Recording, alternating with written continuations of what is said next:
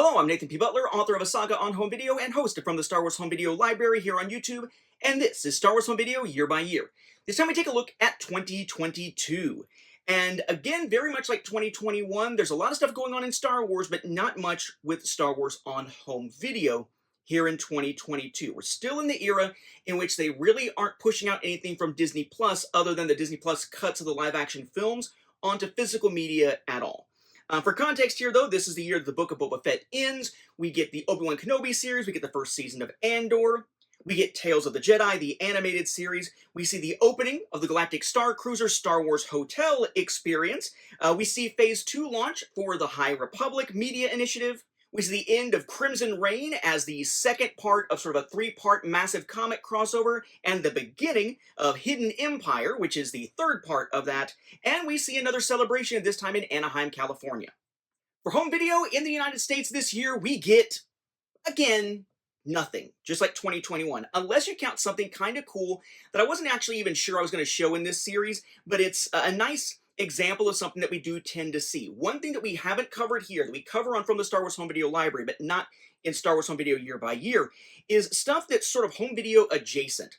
Instances in which maybe they've created something that's meant to look like a home video item to appeal to that nostalgia, but it's not actually home video. It might be socks in a VHS type package. It might be a t-shirt in a VHS style package. It might be a notebook in a VHS style package, or a journal or something like that. One of the coolest ways we've seen this is through a company called Limited Run Games, where they actually have made available things that look like VHS cassettes for Star Wars video games. And here in 2022, we get Knights of the Old Republic. It is the Nintendo Switch version, but again, it's basically designed to look like it's a VHS cassette. What's inside, though, is a steelbook and a regular release for the Knights of the Old Republic video game, again, for the Nintendo Switch. I don't want to dwell on these too much, but in this era where there's not much to show, and this being one of the cooler examples of something where they've taken a non-home video item and dressed it up as if it is home video as kind of a promotional thing, I will show you the others of these as we roll along throughout the years here. There's not many to look at, but we'll look at them briefly. I mean, sometimes what the heck else is there to even look at all? The interesting thing here about 2022, though, is that one of the things we had not seen is trilogy sets in recent memory. We'd seen the Skywalker Saga box set with episodes 1 through 9 all together, and we've seen individual releases of 1 through 9, but no actual trilogy sets. We still don't see it in the US here, but in other regions, they actually got new trilogy sets that were designed to sort of match on your shelves for all three trilogies: the original trilogy, the prequel trilogy, and the sequel trilogy. What you could get, though, really depended on your region. The first place I looked for these happened to be the UK. And in the UK, you had basically two different versions of these that you could get.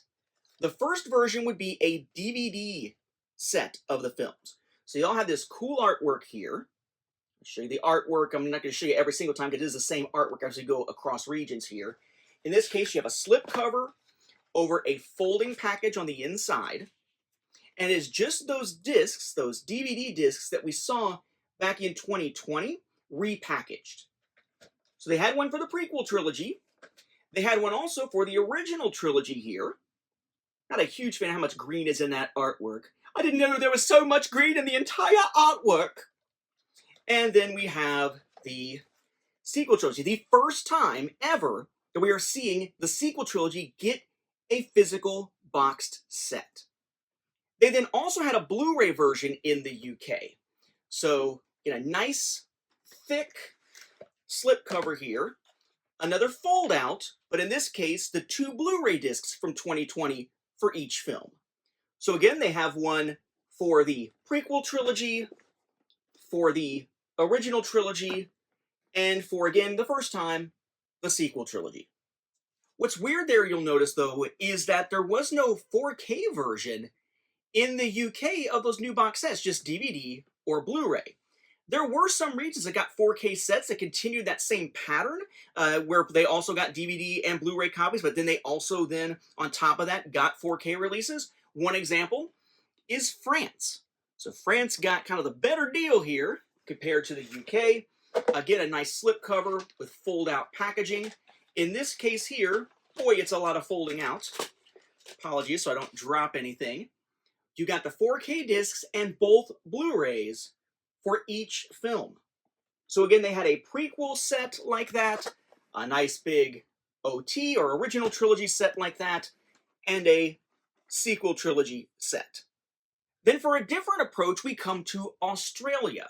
Australia was kind of doing almost like a streamlined type of thing. We will eventually see physical releases in Australia basically end before it ends in most other parts of the world. So they were already kind of streamlining what they were offering. They get trilogy sets on all three formats, DVD, Blu-ray, and 4K, but in a different approach for a couple of those releases. So for DVD, they're essentially like what we saw out of the UK. It is just a little DVD set here. It isn't just a regular case rather than a little fold-out kind of thing, but it's the 3 individual film DVDs for each trilogy. So they have a prequel set, noted there as DVD with 3-disc set, an original trilogy set, and a sequel trilogy set. Then they have their Blu-ray releases, except notice they're a little bit thinner because these are also 3-disc sets. It's the Blu-ray film disc for each film in a trilogy, but no bonus features discs whatsoever. So a thinner slipcover, regular Blu-ray packaging on the inside, nothing fold out, and just the film discs. So they have one of those for the prequels, the originals, and the sequels. And then here's the big, what? Kind of moment here. Because then they have their 4K Ultra HD Blu-ray sets. Like this one. Which is also a 3-disc set. Yes, this package is 4K discs only. No Blu-ray included at all.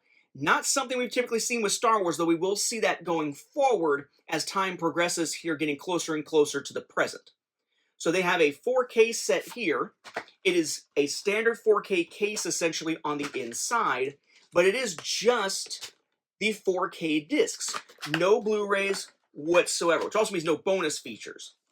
So we have the prequel trilogy, the original trilogy, and the sequel trilogy. Different approaches across these different regions, but at least they got something. At least they got boxed sets of each trilogy. Something the US did not get alongside these. But in this era, things are kind of changing behind the scenes at Disney a little bit. And as leadership changes happen, they start changing their approach to what they want to do to earn revenue off of their media properties. And sure enough, those Disney Plus series that have been languishing digital only for the last few years here since 2019 will finally start hitting home video in the following year. So the US was sort of left in the dust last year and this year, but we'll see more from the US coming up next time. So join us as we take a look at 2023.